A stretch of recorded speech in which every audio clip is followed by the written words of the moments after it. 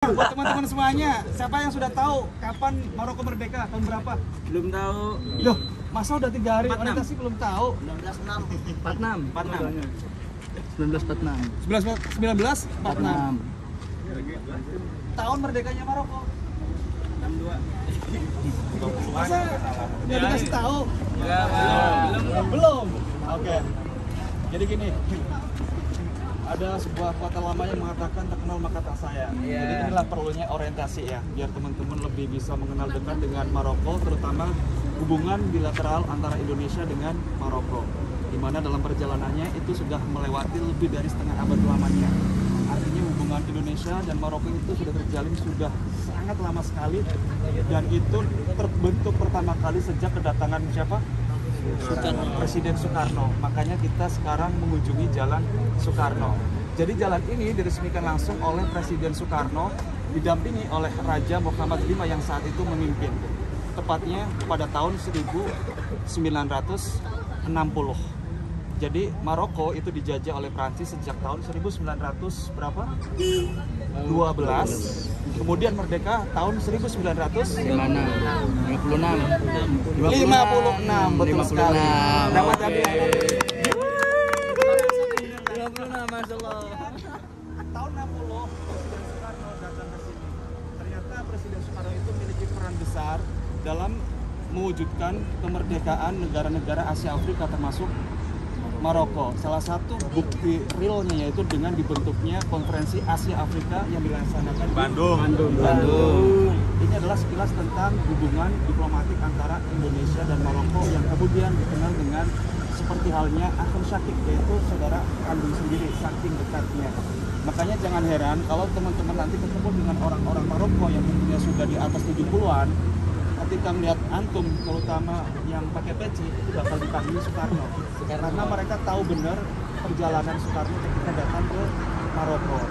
Dan berita bagusnya lagi, kita sebagai warga negara Indonesia dari Asia, terutama dari Indonesia, itu mendapat nilai plus di mata orang Maroko.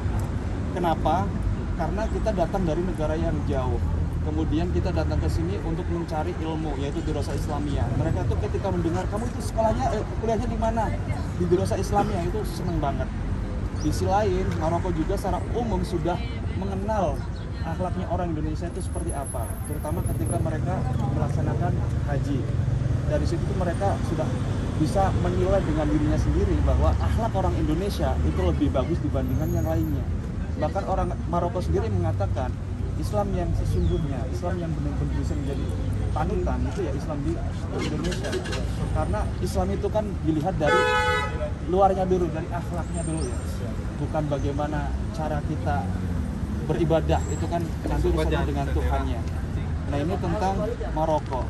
Sebetulnya tadi saya pengen jelasin ada sejarah penting yang teman-teman harus ketahui juga ketika berada di Hasan Tower. Cuman saya telat.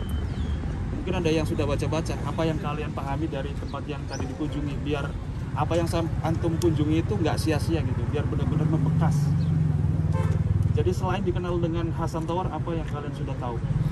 Makam, ya sudah pasti di situ ada makamnya Rasulullah Muhammad V, makamnya Raja Muhammad V yang bertemu dengan Presiden Soekarno, kemudian Raja Hasan II, kemudian ada saudaranya. Apalagi sejarah yang bisa digali dari tempat yang barusan dikunjungi.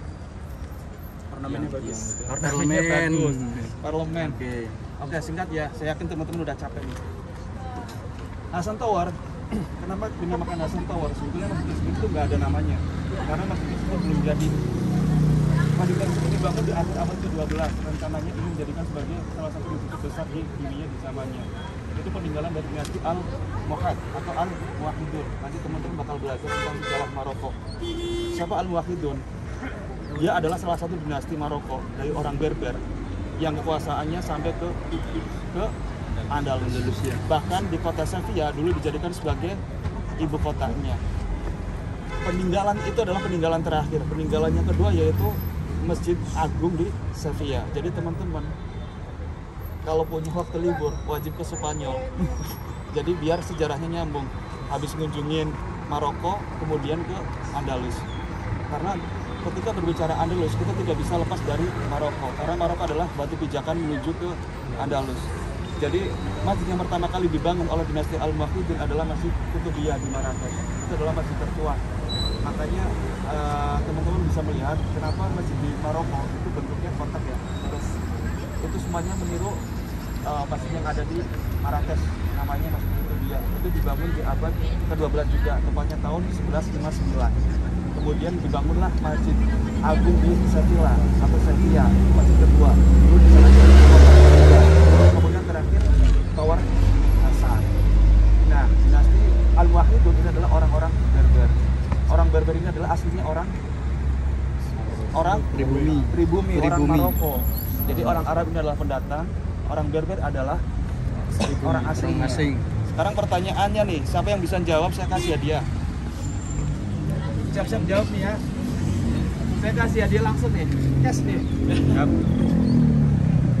Kenapa?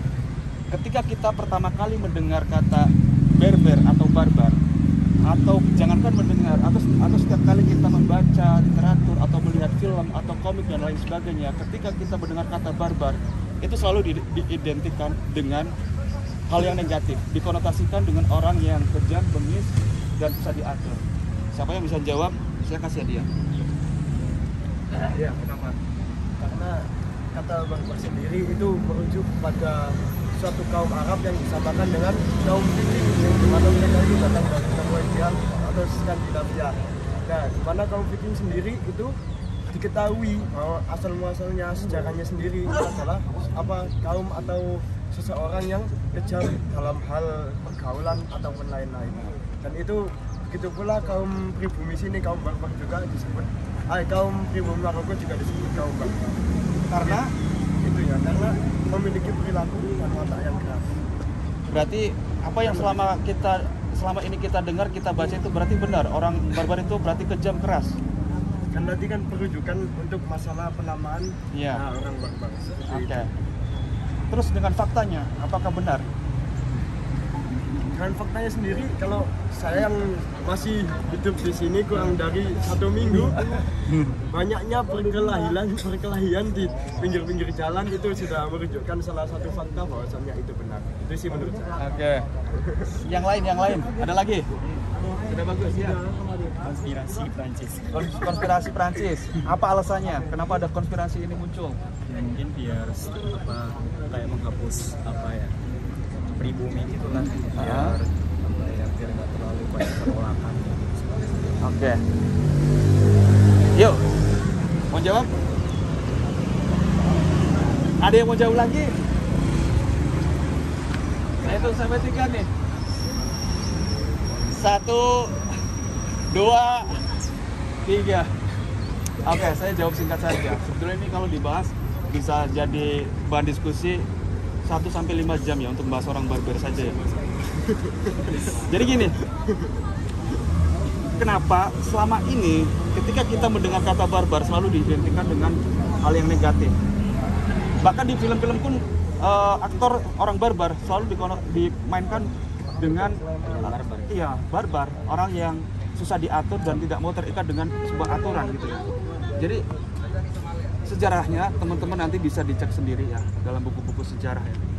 Bermula sejak tahun 711 ketika pertama kali Tariq bin Ziyad membawa pasukannya ke Andalus yang berjumlah kurang lebih 12.000 pasukan. Itu didominasi oleh orang-orang barbar. 80% itu orang-orang barbar. 20%-nya adalah orang Arab. Kemudian Islam akhirnya bisa terbuka dan berkembang di sana. Di awal abad ke-11, di mana dimulainya kehancurannya kejayaan Islam di Andalusia, kemudian kejayaan Islam di sana terpecah belah menjadi 21 kelompok atau yang disebut dengan Muluk Tawaif. Siapa yang berhasil menyatukan kembali? Yaitu orang-orang barbar dengan kedatangan dinasti Al-Murabitun yang muncul di abad ke-11, kemudian disusul dinasti Al-Muwahhidun yang membangun kota Rabat di abad ke-12. Kedua dinasti ini dari barbar juga, mereka yang berhasil menyatukan kembali orang-orang Islam di sana hingga akhirnya Andalusia bisa bertahan sampai akhir abad ke-15, tepatnya pada tahun 1492. Artinya, orang barbar ini memiliki peran yang sangat besar dalam menyebarkan Islam di Andalusia.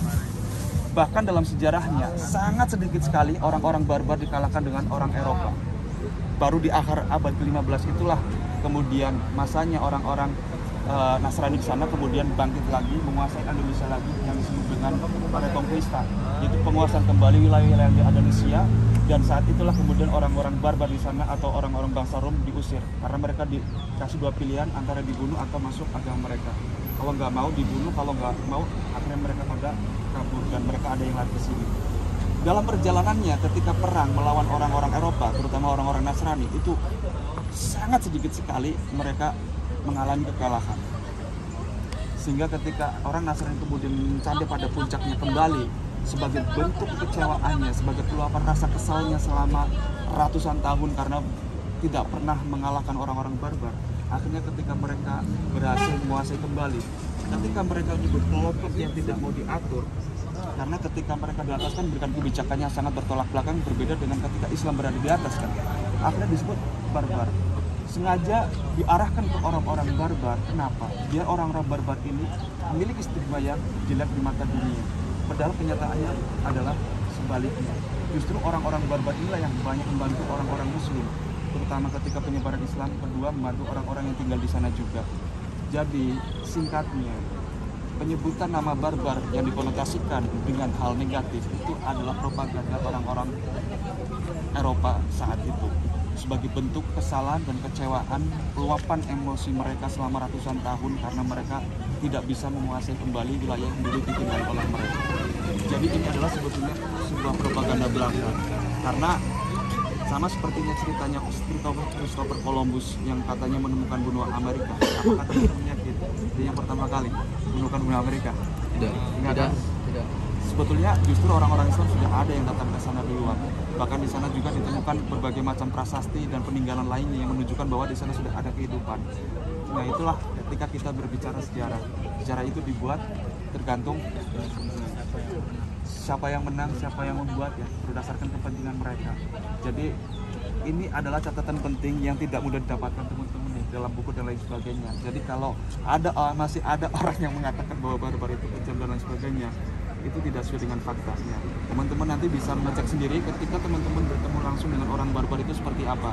Bedakan antara orang Arab dengan barbar. Orang barbar justru memiliki adat mereka, cara ngomongnya juga berbeda. Mereka masih memiliki intonasi yang lebih lembut dibandingkan dengan orang Arab. Jadi insya Allah seiring berjalannya waktu teman-teman bakal bisa merasakan ternyata pandangan selama ini tentang orang barbar itu bakal berbalik 150 derajat. Dan itu sudah pernah saya alami. Saya sudah banyak berteman dengan orang barbar dan orang-orang Maroko, orang Arab ya terutama. Tapi orang-orang barbar lah yang lebih bagus akhlaknya dibandingkan, ya mohon maaf, orang Arab khususnya di Maroko. Jadi itulah yang benar dikatakan senior kita punya film itu falantas kaki. Di sini kita bakal menemukan hal-hal yang mungkin belum terbayangkan sebelumnya, belum pernah terpikirkan, belum pernah terlihat. Di sini insya Allah bakal teman-teman dapatkan semuanya. Yang penting pesan saya secara pribadi, mumpung sampean teman-teman semuanya dapat kesempatan, jaga niatnya, serius belajarnya, pokoknya harus sesuai dengan target. Insya Allah untuk pengalaman itu bisa bertambah dengan sendirinya. Yang penting utamakan belajarnya. Oke, terima kasih. Ada pertanyaan? Cukup ya? Cukup. Silakan yang mau foto-foto. Capek nih kayaknya. Siap. Oke. Thank you. Kalau ada yang kurang jelas nanti bisa tanya-tanya di jalan. Terima kasih, Bang. Iya.